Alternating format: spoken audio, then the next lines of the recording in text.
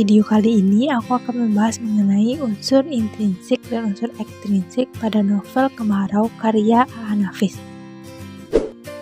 Novel Kemarau adalah roman yang dikarang oleh A.A. Nafis dan diterbitkan pada tahun 1957. Roman ini mengisahkan tentang perjuangan seorang lelaki tua dalam menjadi teladan bagi pemuda di desa agar tetap mengairi sawah meski sedang musim kemarau.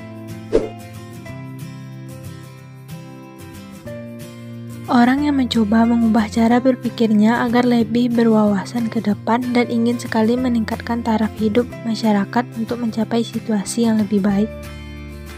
Dari awal kemarau panjang hingga sawah rusak, semua petani mengeluh dan putus asa. Hanya satu petani yang melakukan hal lain.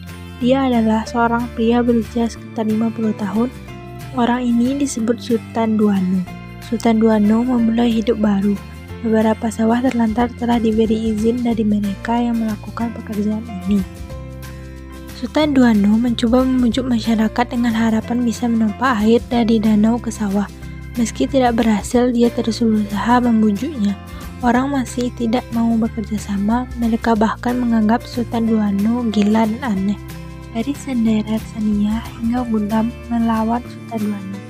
Sultan Duano diusir dari desa. Kekecewaan Gundam terhadap Sultan Duano menjadi kecewa, sehingga Gundam membiarkan Sultan Duano meninggalkan desa. Sultan Duano pergi ke Surabaya di mana putranya berada karena mendapat surat dari putranya Masri yang menyuruhnya pergi ke Surabaya. Setibanya di Surabaya, dia mengetahui bahwa mertua putranya adalah mantan istrinya, dan dia menyembunyikan bahwa Masri dan Arnih bersaudara. Sultan Duano menyuruh ia untuk memberitahu Arnih dan Masri.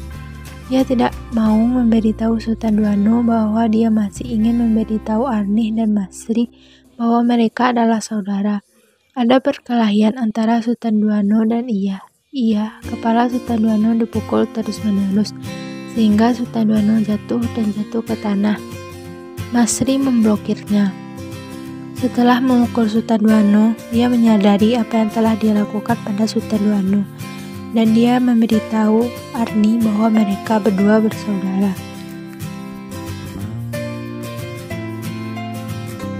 Tahun-tahun kemudian, ia menemui ajalnya setelah dia membuka rahasia perkawinan mereka dengan keinsafan dan kesadaran sebagai umat Tuhan yang tawakal dan beriman. Arnih menikah kemudian dengan anak Haji Tumbijo, dan Masri menikah dengan teman sekerjanya, sedangkan Sultan Duano kembali ke desa di tepi danau. Hidup sekufu dengan Gundam, di mana Acin dan Alma telah jadi anaknya dengan sah.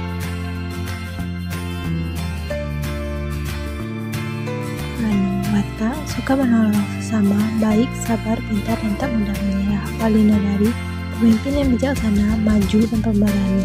Sultan Caniagो, petani yang mudah putus asa. Haji Tumbijo, bijaksana, baik, dan pintar. Lembah tua, sombong. Acin, pintar, lugu, periang, penurut, baik hati, dan suka menolong. Gundam, seorang janda yang penyayang.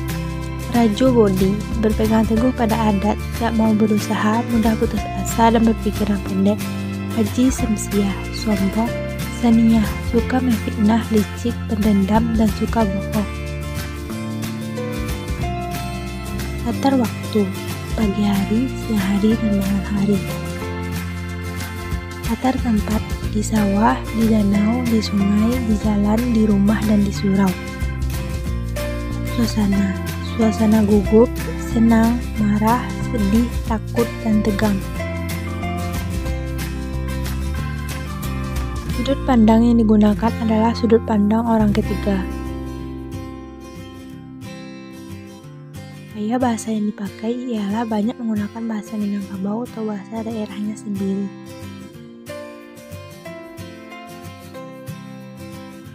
Minat yaitu 1. Berusaha dengan sungguh-sungguh disertai dengan usaha dan doa. Hiduplah dengan penuh keikhlasan, mencari kedamaian, ridho, dan pahala Allah. Berpikir sebelum bertindak.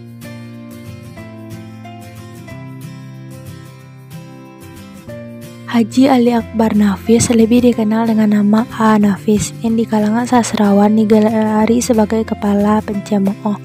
Dia salah seorang sastrawan dan budayawan terkemuka di Indonesia. Gelar yang lebih menggambarkan kekuatan satiris tidak mau dikalahkan sistem dari luar dirinya. Sosoknya menjadi simbol energi sastrawan yang menjadi menulis sebagai alat dan kehidupan. Nafis adalah sang pencemooh, adalah sosok yang ceplas-ceplos, apa adanya. Kritik-kritik sosialnya mengalir apa adanya untuk membangun kesadaran setiap pribadi agar hidup lebih bermakna.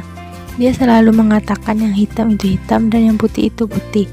Dia amat gelisah negeri ini digeroti oleh koruptor. Pada suatu kesempatan dia mengatakan kendati menulis adalah alat utamanya dalam kehidupan.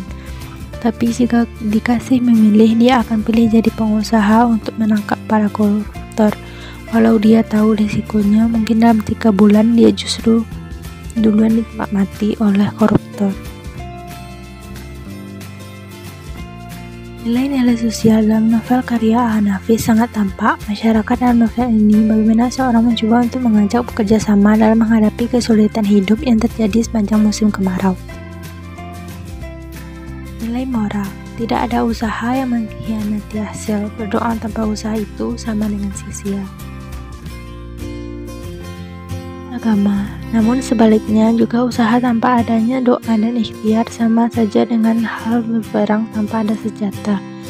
Sesungguhnya Allah tidak akan mengubah nasib suatu kaum kecuali kaum itu sendiri yang mengubah pada diri mereka. Quran Surat Al-Ra'd ayat 11.